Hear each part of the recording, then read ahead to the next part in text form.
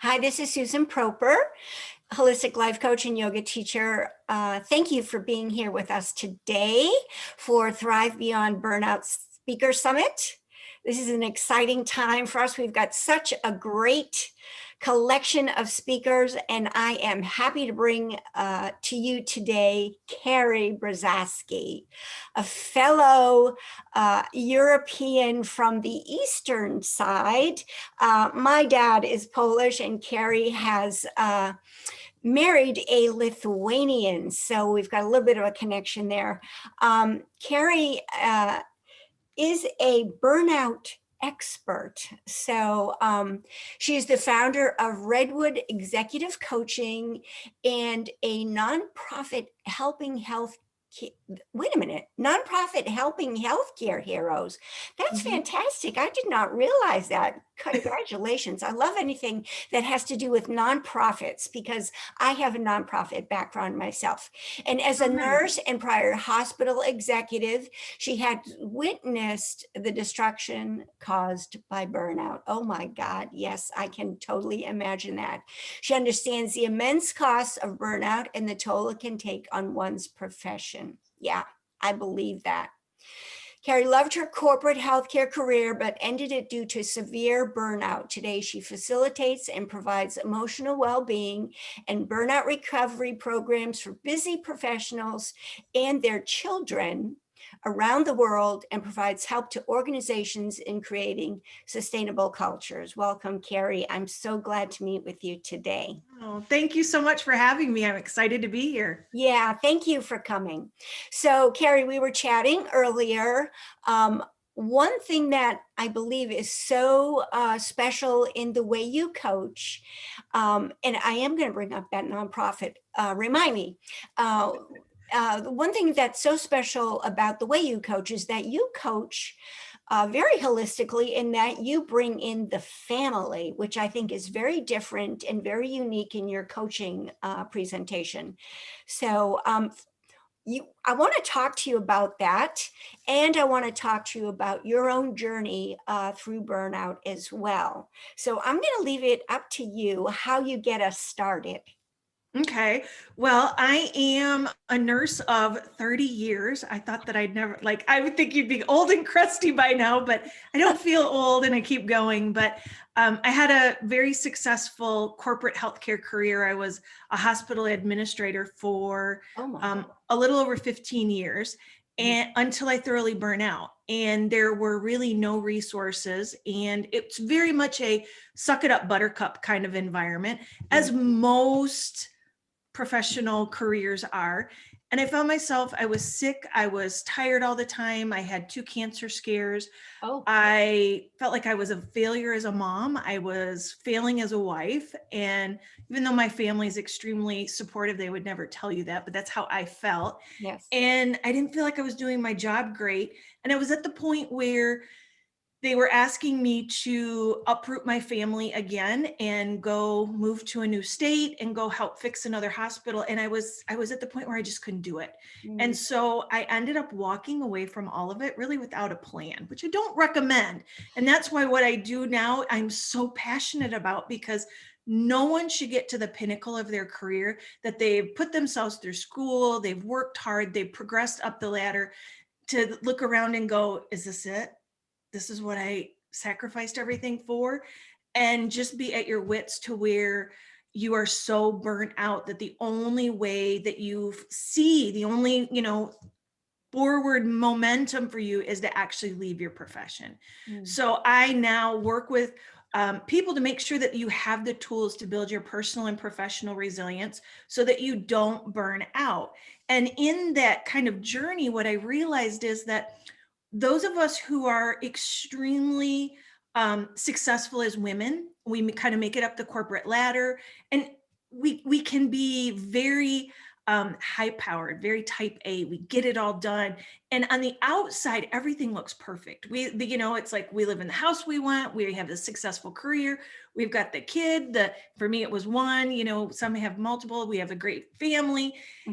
Everything looks great, but on the inside, you're crumbling. This is just a house of cards. Right. And what I realized is that that house of cards you put up for your children too. Your kids don't realize how hard and how much you might be suffering. And so when I started working with individuals, realized I was working with their kids too. Because whatever, when they say, if mama ain't happy, nobody's happy. Yes. Well, if mama is stressed and burnout and really struggling and has a lot of anxiety, so do our kids typically. And Right. typically we'll take care of our kids. Like there's nothing I wouldn't do for my son. I would do it a million times before I'd ever help myself. The old me. Now I know that to take care of him, I have to take care of me. So Right. it's kind of a different mindset than what I was back then. But I started working with the kids because they're stressed, and our society is always go, go, go. And everything is this badge of courage is how many things can you tick off to say that I'm doing this and that. And, we have to eat on the go. We eat in the car. We've got baseball. We've got, gymnastics. We're doing this, we're doing that. And we wear it like it's this badge of courage, and it Yes. stresses our kids out and it stresses us out. And Right. so if we can help build them, kind of take it back a notch and be able to realize that we all need time to recoup and regenerate. And so Mm. that's how I kind of started working with the kids originally. And then I did some programs with the Montessori school locally, where I worked with everybody from preschool all the way through high school. And the teachers noticed the days I was there, the calm, the less anxiety, the better the Wow. kids actually worked. And then they got to where they were doing the techniques themselves and they were being more productive. Wow. So it kind of all evolved. Mhm. And I love it. I love that I get to do the combination. Because if you ask me what is my most wonderful thing that I get to do in this life, it's to be a mom and be a wife. Because those are the two, it marries the two loves of my life. And so That's it's kind of how I feel when I get to work with the kids. yeah. Okay. Wow. So many things. Sorry. There's so many questions. Okay. So, all right. Blah. You, I know totally what you're talking about when you say you get to the pinnacle of your career and you say that's all there is and I'm totally burnt out, and then you have to leave, because that's what happened to me. And I did leave, and I left without a plan, very similar to It's that. pretty scary. It's terrible. It's terrible. And I was the major breadwinner. I mean, my husband was a stay-at-home dad. Yeah. Yeah. And I was just like, what have I done to my family? Yeah, it's so awful when that happens, and it leaves you in a place where you lose your whole identity, and it's just an awful place to be. So I totally relate to that. Um, no kids, so it was a different situation, but it's still a humbling and not a good experience. Don't recommend it for anybody. Now, okay, so you found your way into this coaching. I found my way to coaching because I walked into a yoga studio and started taking yoga, and then from there got into coaching. And what was your journey? How did you get So there? it was funny because I went, initially I thought I'm just going to take, I think I left the hospital in the end of April, beginning of May. I thought, oh, we'll just take the summer off. When my son goes back to school, I'll go back. I'll just find another job, we'll go Yeah, about it. sure. And I physically would get sick every time I would sit down to think about looking for a job. And Yeah. that's when I was like, I got to do something different. Mhm. And so I'm a foodie. I love to cook. I love everything food related. It is my happy place, is my Okay. kitchen or my pool.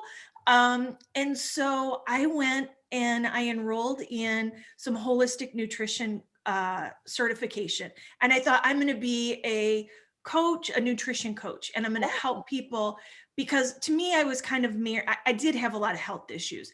And so to me, it was kind of marrying that allopathic medicine that I'd always been in for so many years as a nurse, kind of marrying that alternative and a little bit of Eastern practice to really get a holistic, well, but what I realized, even when I was coaching for nutrition, unless you dealt with the stress and anxiety, it didn't matter how much we changed the food, it didn't last. Mhm. That wasn't the answer. And Mhm. so I started doing some trauma training and trauma release.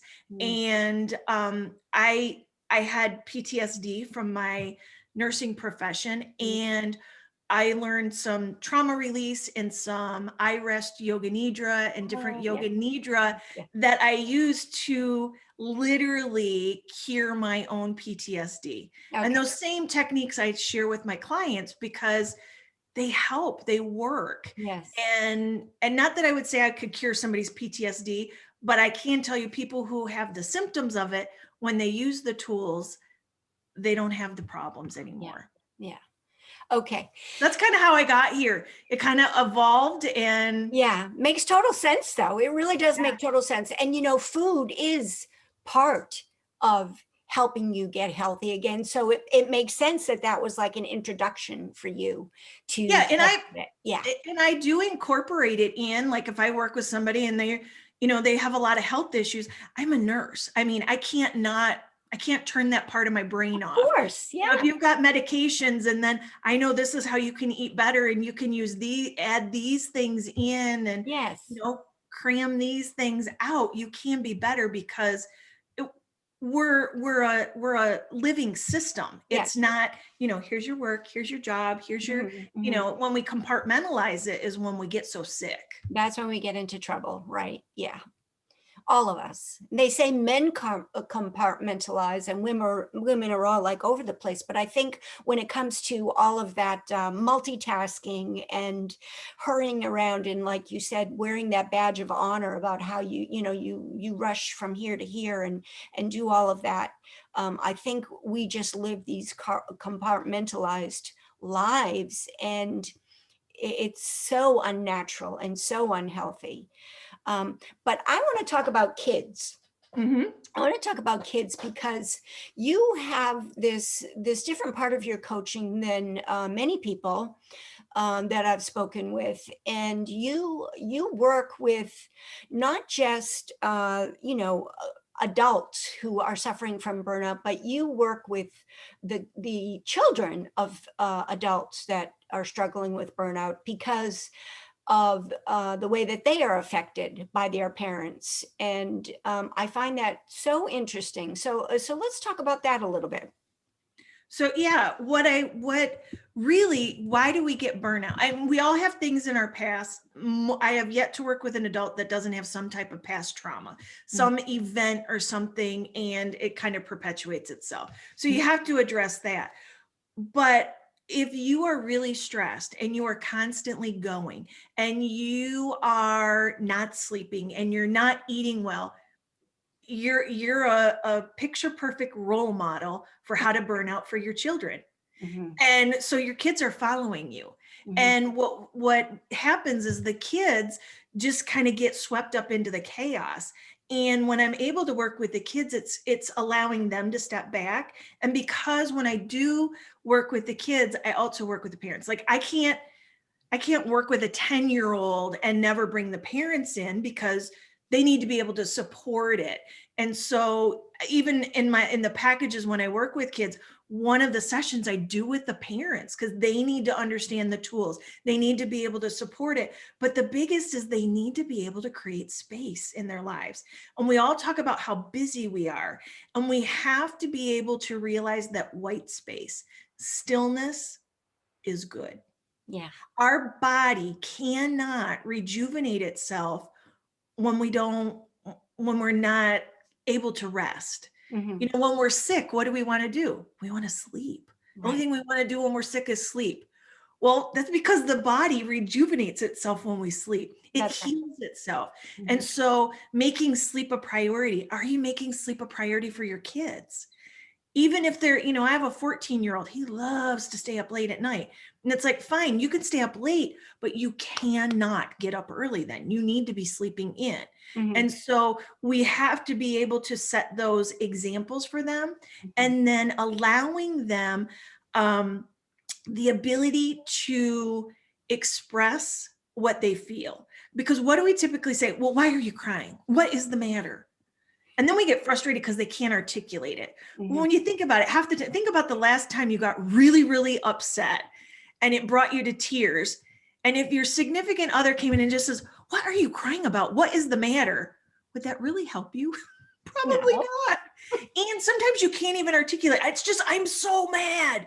Well, what are you mad about? I'm just mad. Mhm. Well, kids get the same way. And we have to teach them how to recognize that feeling in their body, and that those feelings aren't right or wrong. Like I can remember working with this 9-year-old, and she said, I'm not going to get angry this week. And I'm like, that is a terrible goal. And she's like, but I'm not supposed to get angry. And I'm like, yes, you are. It's okay to be angry. How are you going to exhibit that behavior? What are you going to do with that anger? Mhm. How does it feel, so that you can then respond versus reacting? Mm. You know, it's the same thing we talk about with leaders in organizations. You know, I hate being so reactive. Well, if you can step back and learn how to respond, you probably can have a much better reaction to it. And there are things that you might be able to do at home that I can't do in the middle of Target. You know, like some kids, they love to scream into a pillow. Well, that's great. That Mm. is a fabulous way to just get it out. Okay. Not so great in the middle of Target No. with mom and dad, Yeah. you know? Sure. So, so we talked about this also a little bit earlier.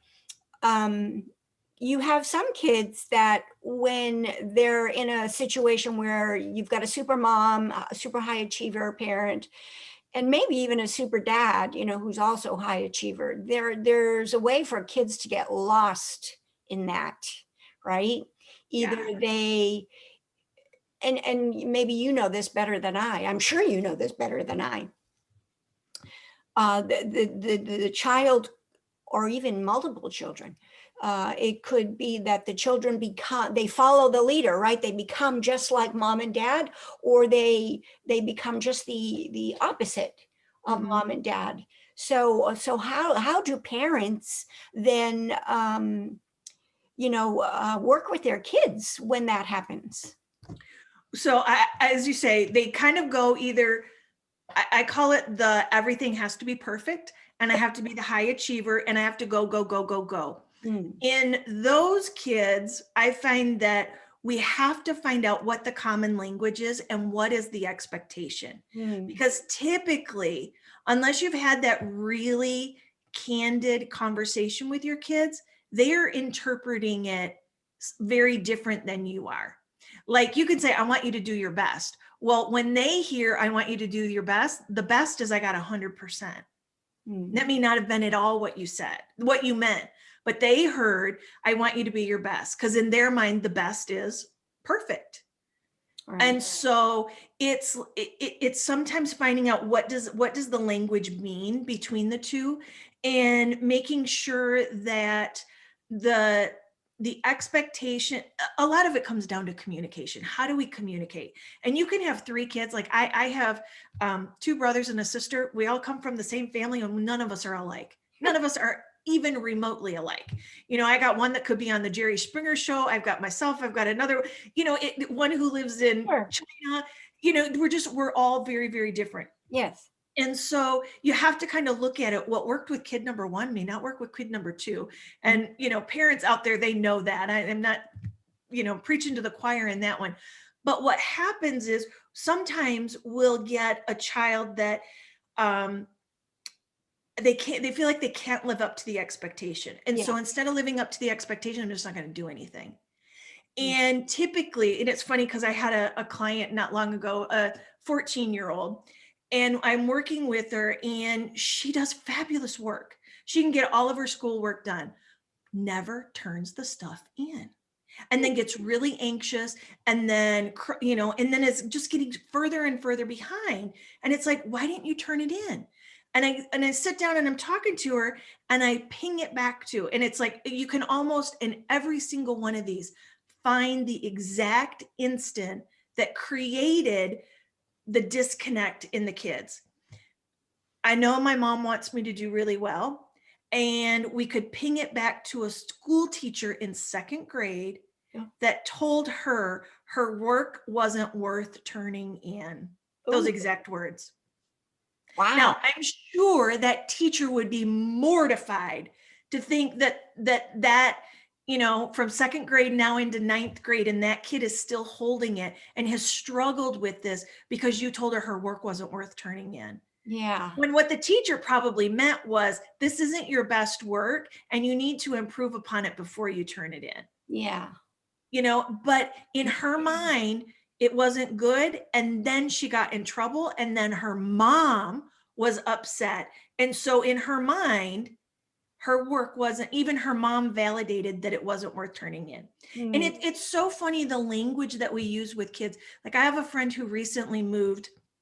They moved to a new state, and they were going to travel for 2 to 3 weeks before they actually settled into their home. They were going to see family, this and that. They had sold their house, and essentially they were homeless.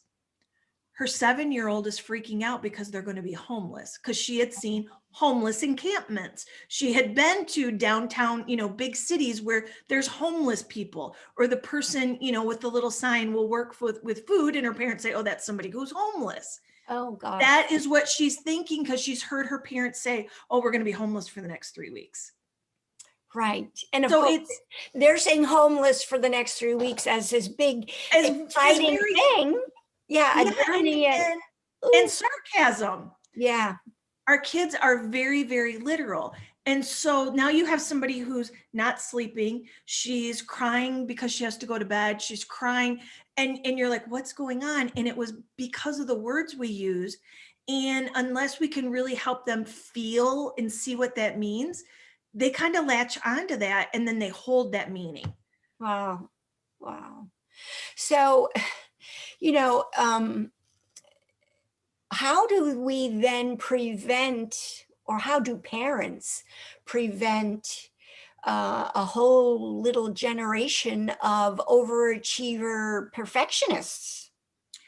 Well, I think that we have to, instead of like, and again, it's what do we reward? Like, do we reward when they miss the mark? And what did you learn from it? How did that make you better? Instead of what was the grade that you got, it was, what do you need to, what did you learn that you could do better on next time? Instead of praising the ultimate, like the high achievement, it's what did they get out of it? They always say, well, they know what, the gurus of success will talk about fail forward, fail fast, in that the failure gets you to the next step. And I can tell you, I think it was third grade, my child, for the fourth grade, it was fourth grade, for the first time missed a spelling word. Okay. I was elated because everything came easy to him. And even he was so upset. You wonder why I burn out. This is what I put onto my poor child.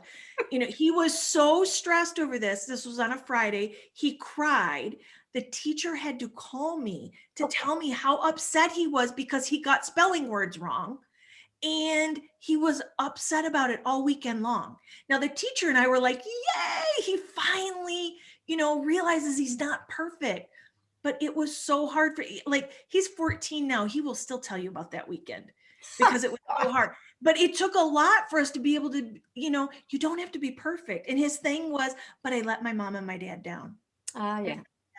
And so then we knew we had to have conversations where, if you've tried, you're never going to let us down because you're you. Right. If you don't try, yes. But if you tried and you honestly made an effort, you're not going to let us down. And one of the things that I'm able to do when we work with kids is they'll say, I have a tennis player that I worked with. It's the look my mom gives me from the sideline. And I just know she's not happy. And I'm like, okay, well, let's take it out of this. What does that look really mean? And I'm like, do you really think she's saying you don't know how to play tennis? That's the wrong thing. She's really judging you. You're in the middle of a match. She's like, well, no, probably not. So I'm like, well, what if we reframe it? What if when mom sends you that look, she is sending you all kinds of knowledge and wisdom that you are going to be a smart player? Because she said, my mom says I'm a smart tennis player. Then that look, let's use the look to your advantage. And she's like, I don't like when my dad looks at me, my dad looks at me, I just can't do it. It's like, he's just telling me I'm not good enough. I'm like, does your dad really think you're not good enough? She's like, well, no, he thinks I'm a pretty good tennis player. I'm like, what if dad's look is sending you power into your racket? This is a little girl who hadn't won a match in 14 months.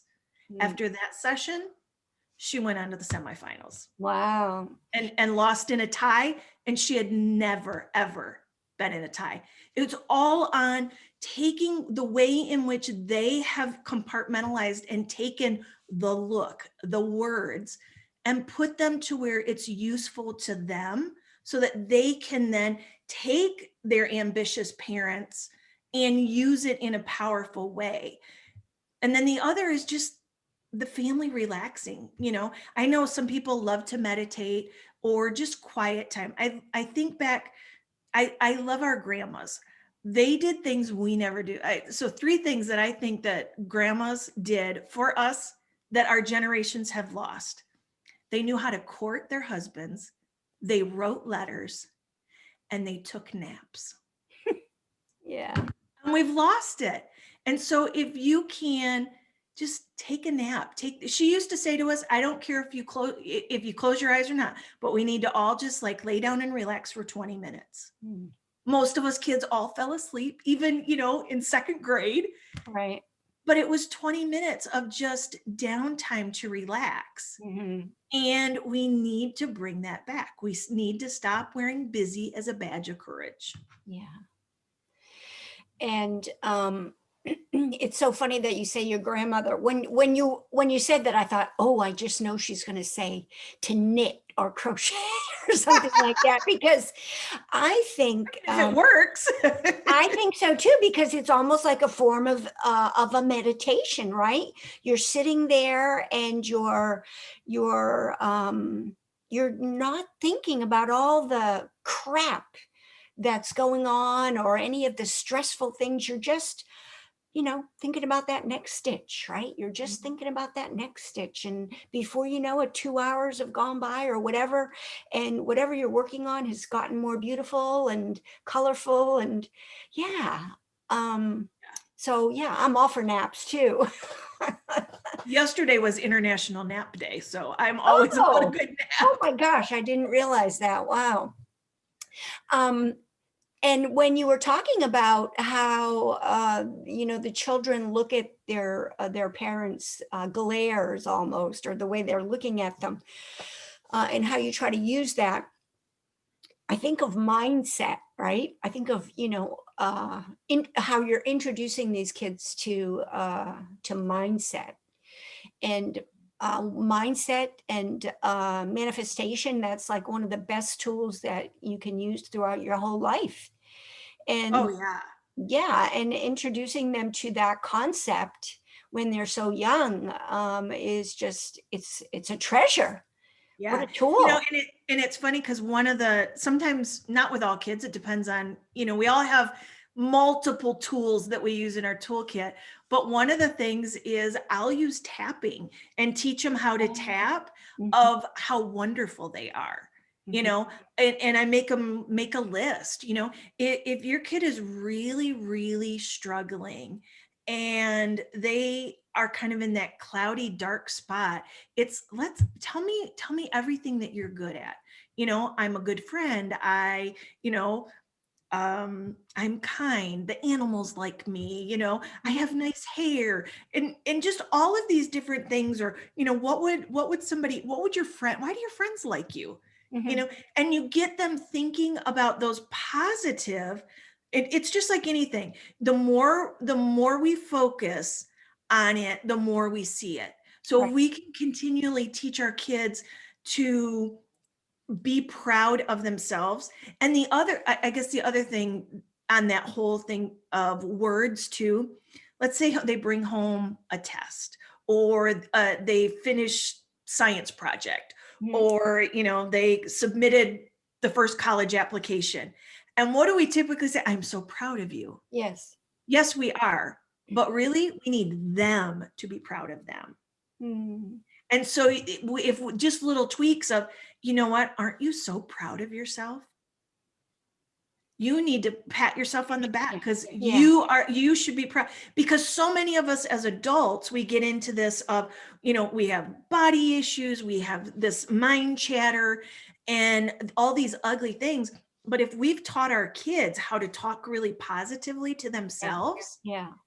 they don't have the ugly mind chatter. I call it the shitty committee, and the, you want to shut it up in there. Yes. So Yes. let's teach them little, or not even little, but younger, to where they're putting in those positive images. Mm-hmm. And I even will say that, especially with moms are so hard on themselves. Yeah. I'm not a good mom, or I did this, or I should be skinnier. I should, your daughter hears that. Yes. And she thinks that's what she should do, Yes. which this isn't to put mom guilt on, because I am not about, guilting people into anything. But if you can, if they're middle school or higher, well, heck, even if they're 10, they love to point out when you do things wrong. So if you ask them, you know what, mom needs help, dad needs help. We don't want to say these ugly things about ourselves and not have that language in our family. So let's make a family pact. If you hear us being ugly to ourselves, you just say, hey, we don't talk like that here. Mm. Hey, Nice. that's not part of our family. That's nice. And it's not ugly, it's not mean, it's just, hey, we don't talk like that in our family. That's nice. Yeah. What about parents or moms who feel like they don't have the time because they're so busy to have this kind of communication, or this special relationship, or whatever it is that you're describing? They don't have the time to make that investment or whatever. How do you convince them that they need to do this? Because I don't think you can convince. I think that it has to be a desire, or it's not going to be successful. Mhm. But if you can dedicate, I tell people, I don't want a lot of your time. Your kids don't have a huge attention span anyway. And so I like things to be 20 minutes or less. Some things can be as little as 3 to 5 minutes. Mhm. Um, but if you can do 20 minutes, that's all it takes. Right. And even being able to incorporate, which it seems bizarre. I should say that it seems bizarre to me, because I love having family dinners. Like, I love my family at the table with me. Mhm. A lot of people don't do that. If that's something that's important to you and your family, then bring it back. Mhm. Get back at the table. Mhm. Or maybe it's, we just 10 minutes as a family where we're all going to come and talk about the day. And it's not, so, what'd you learn in school today? They're gonna be like, I don't know, nothing. Yeah. It's kind of those table conversations, yeah, nothing. Yeah. But it's, what made you laugh today? Mm. Hey, I laughed really hard today. You know what? When I was talking to Judy, she told me blah, blah, blah, blah, blah. Right. And and again, it's you mirroring the behavior, modeling it for them, but not like, hey, what'd you do today? What'd you learn? What made you laugh? Hey, how were you kind today? Mm. And again, it's those things that when you focus on it, you're going to get more of it. Just like, if you ever went and got a new car, you think, oh, I know, I hardly ever see these cars. And then you get a new car, and everywhere you go, it's like, did everybody buy the same car last night? Because Yeah. everybody Yeah. has. It's Right. because you're aware of it. And so you can do the same thing, and being able to have that. The other thing is, you'd be amazed at what even little kids will do. So even when I worked with preschoolers, we called it the magic carpet ride, and they would get a little carpet. The older kids would sit on a yoga mat, and we're talking 10 or 15 minutes of a guided meditation. This is where I think yoga nidra is fabulous. And when I work with my clients, we do yoga nidras, guided meditations, recordings that they can listen to every single day. Yeah. There's some that they can do as a family. I have some families that chaos, the end of the day, the end of school, everybody comes together and they sit down for 15 minutes and they do a guided meditation together. Mhm. Or, little kids really like it if you sit on the floor with them, you sit crisscross applesauce, and you light a candle and you just look at the candle and set a timer for 5 minutes. Just that quiet 5 minutes. I don't care how busy any of us are, we can find 5 minutes for our Yeah, kids. you're right. You're right. Or even if it's, what, you go brush your teeth and we're going to get ready for bed and then we're going to spend 5 minutes. And maybe it's just where, can you hold a hug for 5 minutes? Mm, Can you hold a hug for a minute? right. And just totally be there. And it's creating stillness that's connected. Right. And then the other, I will share some of my favorite, even though I Okay. hate, I almost feel guilty telling people in COVID to do this. Oh.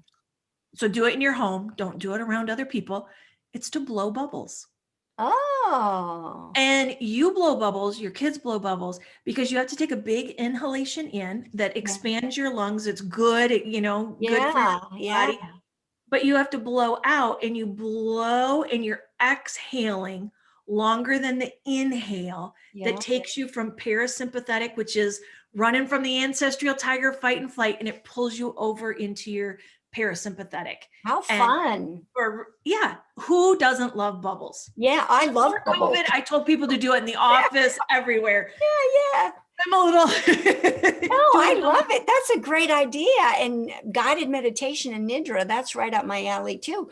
And everything that you've just talked about, I can't think that a parent wouldn't enjoy those as well. Oh yeah, they do. Yeah. They love it. Yeah, And I'm sure. if everybody can, the more time that you can, really, it's being present, it's bringing you into the moment. The more you can live in this moment, not worried about yesterday, worrying about tomorrow, the less stressed you're going to be. Because what is stress and anxiety? Stress and anxiety typically, now there's the clinical DSM-5s, but I'm just talking in the general sense that we use of stress and anxiety. What is caused from? It's worry. It's what's going to happen, or what did I do? Did I do it right? It's that worry of the past and the future. But if I can do things that will bring me right here, right now, where I'm totally present with my kids, I'm going to be less stressed. My Yeah. kids are going to be less stressed. Yeah. And I used to say that quality really is over quantity. Because if I can have quality time and I can set that time aside, and my kids know that I can be present for them there, Mhm. and kids know that this is, like I remember coming home from school and I would go to my grandma's house, and it was that first 20 minutes that we came in and she would make me peanut butter and jelly toast. I'd have a piece of peanut butter and jelly toast and she'd cut it, and then me and the three other kids, we'd sit down at the table and she would just be like, "Tell us about your day." Mm.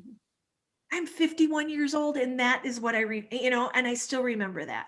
And Mm. so it's create those bonds for your kids, because I'm telling you, they grow up faster than you know it. Yeah. And these little things that you can incorporate in really will help them to be much more calm, to be much more present. And, a lot of my kids that I work with, they start out on ADHD medications before they came to me. Mm. Once they have the tools and they are really being able to build their resilience, they've been able to decrease their medications. A couple have even been able to get off them with the help of their physician. Mm. Okay. Medication is like a band-aid until our body can heal itself.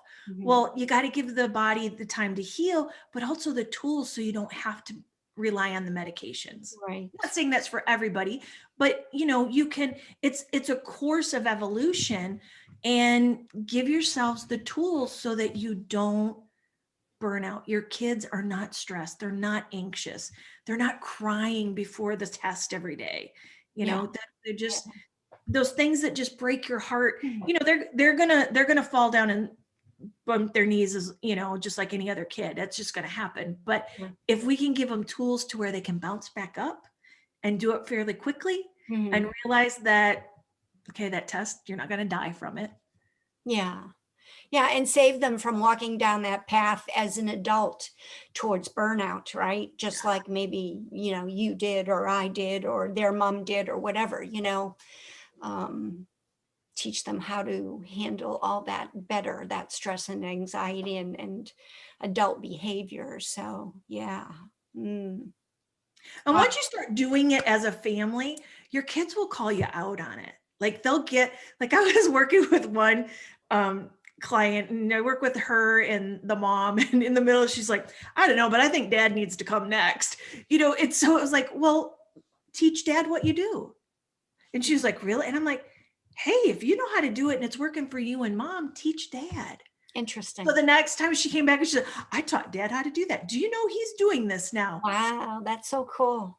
And to learn from your children and your children to learn from you, that's a beautiful relationship. That really is. And I think more parents need to take advantage of that, because some people are, like you said, people get so busy. We do not take time, and I myself am guilty of it, and I don't have kids, but we get so busy, we don't take time for the stillness. Mhm. We just don't take time, and it's really too bad. It really is too bad. I want to take a break, and I want to be respectful of your time. But I do want to ask you really quickly about this nonprofit, Helping Healthcare Heroes. What is that? So it's a nonprofit that I started last April or May in the midst of COVID. I felt there's just not enough resources for our frontline professionals, healthcare professionals, as well as first responders. And they see, my words, the underbelly of society. They see the pain and suffering. Yeah. And now with COVID, I mean, they've always seen death. It's always been a part of what we do in the health professional. I don't think people understand how most nurses, there's really nothing. It's just like, okay, you're ready for the next patient. Right. Oh, that's cleaned up. The patient's gone. The family's gone. Here, you get the next one. Yeah. There Yeah. isn't really a way to process it. And then COVID came on, and it broke my heart. Yeah. And so I had a friend who was like, hey, I can't find an organization to donate to related to health and the mental well-being of health professionals. And so I scurried around for a couple of days. I couldn't find one either. Everything related to healthcare was for the patients that they took care of. Or for COVID, it was the PPE, the mask, gloves, those kinds of things. Or there was some for food and that, but it was all related to the patients. And I'm like, isn't that typical?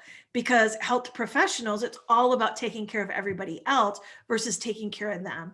So we started that in, like I said, April, May, and we're just now kind of really starting to get the awareness that we're out there, and we are really trying to create we call it a sanctuary. So there's a place, a community online for health professionals and first responders to get the tools that they need to build their personal and professional resilience so that they don't burn out, so that we have the health professionals we need in our communities, because communities can't grow without good health care, and you can't have good health care, without health professionals. That's right.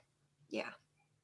Wow. Fantastic. Yeah. Thank you for that. That's really a beautiful. Yeah. And if any of your listeners are health professionals, helpinghealthcareheroes.org, you can come join us. You'll see us on social media, but you can connect with us there. If you feel so called to make a donation, you can go there as well. That's wonderful. Thank you for sharing that. Yeah, thank you. Very noble cause. Yes, thank you. Well, Karrie, this was such a great conversation, and I think we could talk about this for a long time, but I have to respect your time and the listeners' time. I think you have shared so much, and I know that there's more that you could share. Also, we may have to do this We may have to do round 2 of Thrive Beyond Burnout. I just have so much information from everybody, but I thank you so much for being here and for sharing with us today. I think this is going to be very helpful to a lot of parents who have kids and they're struggling with burnout, and just learning how to slow down and find some stillness in their day and find ways to better connect with their kids. Yeah. Mhm. Yeah. And I can say the other side of burnout is beautiful. I love it. Yeah, I agree. I totally agree with you. Yes, It's I way better on this side than that, or even going through it. yeah, I think you're right about that. Yes. Thank you again. Thank you so much. I really appreciate you being here. Well, thank you for allowing me to share what I love doing. I can tell you do. Thanks.